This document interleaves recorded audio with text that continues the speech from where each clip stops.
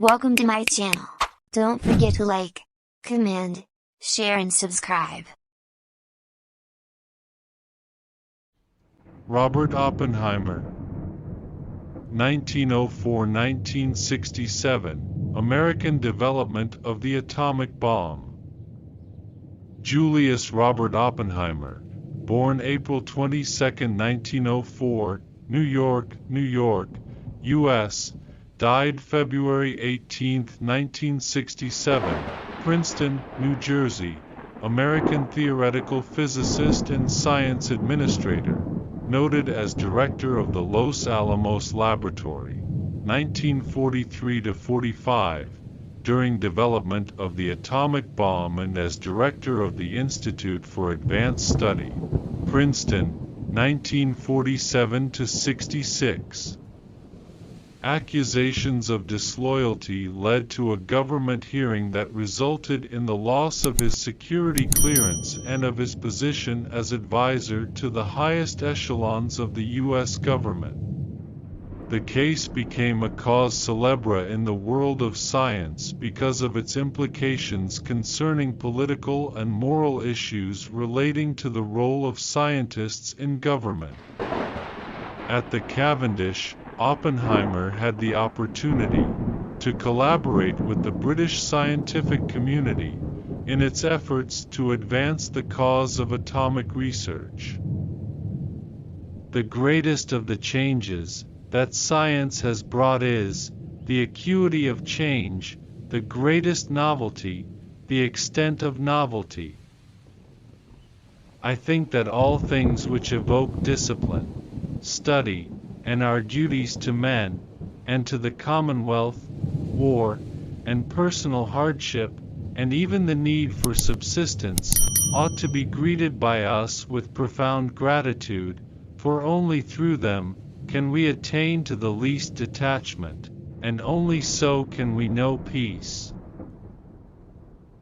I can't think that it would be terrible of me to say, and it is occasionally true, that I need physics more than friends.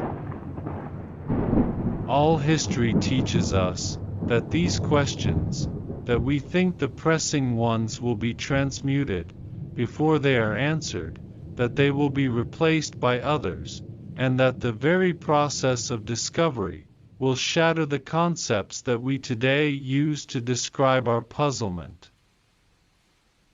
The history of science is rich in example of the fruitfulness of bringing two sets of techniques, two sets of ideas, developed in separate contexts, for the pursuit of new truth, into touch with one another. When all thermonuclear sources of energy are exhausted, a sufficiently heavy star will collapse. Unless fission due to rotation, the radiation of mass, or the blowing off of mass by radiation, reduce the star's mass to the order of that of the Sun, this contraction will continue indefinitely. I remembered the line from the Hindu scripture, the Bhagavad Gita. Now I am become death, the destroyer of worlds. I suppose we all thought that, one way or another. In some sort of crude sense, which no vulgarity, no humor, no overstatement can quite extinguish, the physicists have known sin, and this is a knowledge which they cannot lose.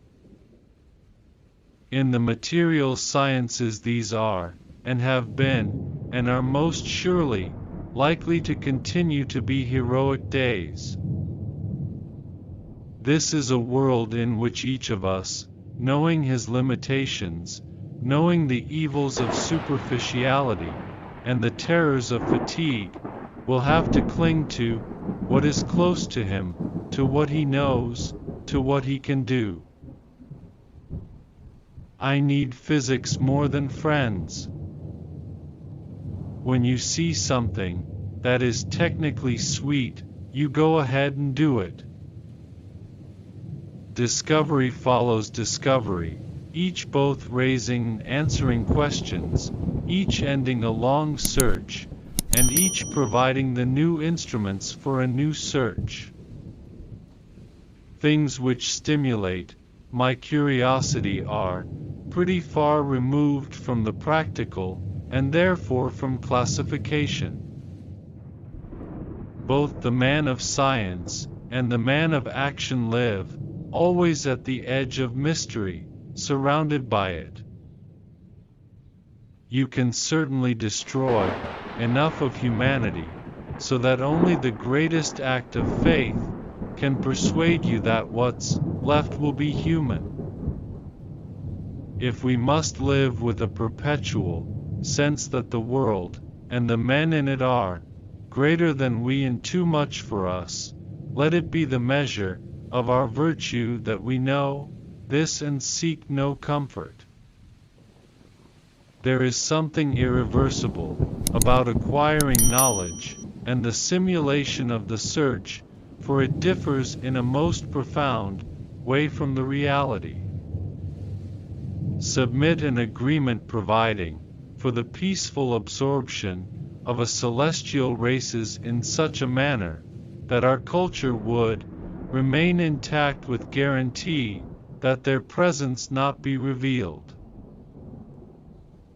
One must consider the fact that misidentification of these spacecraft for an intercontinental missile in a re-entry phase of flight could lead to accidental nuclear war with horrible consequences. About the great synthesis of atomic physics in the 1920s, smiley face, it was a heroic time. It was not the doing of any one man. It involved the collaboration of scores of scientists from many different lands. But from the first to last, the deeply creative, subtle, and critical spirit of Niels Bohr guided, restrained, deepened, and finally transmuted the enterprise. The powerful notion of entropy, which comes from a very special branch of physics, is certainly useful in the study of communication and quite helpful when applied in the theory of language. It is proper to the role of the scientist that he not merely find new truth and communicate it to his fellows, but that he teach, that he try to bring the most honest and intelligible account of new knowledge to all who will try to learn. When you see something that is technically sweet, you go ahead and do it, and you argue about what to do about it only after you have had your technical success. That is the way it was with the atomic bomb. A pragmatist is concerned with results, not reality. Taken as a story of human achievement and human blindness, the discoveries in the sciences are among the great epics.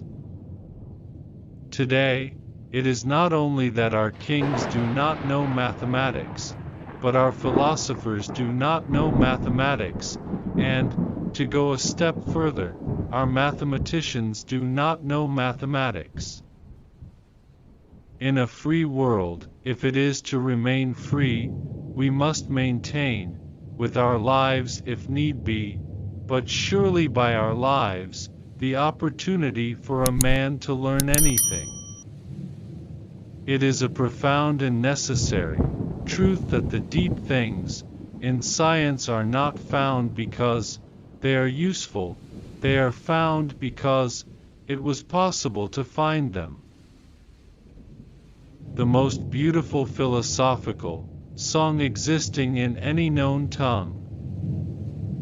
To try to be happy is to try to build a machine with no other specification than that it shall run noiselessly.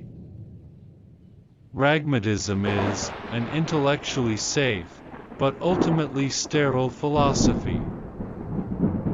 Maybe General Groves was right. Maybe we should just banish thinking forever. there are children playing in the streets, who could solve some of my top problems in physics, because they have modes of sensory perception that I lost long ago.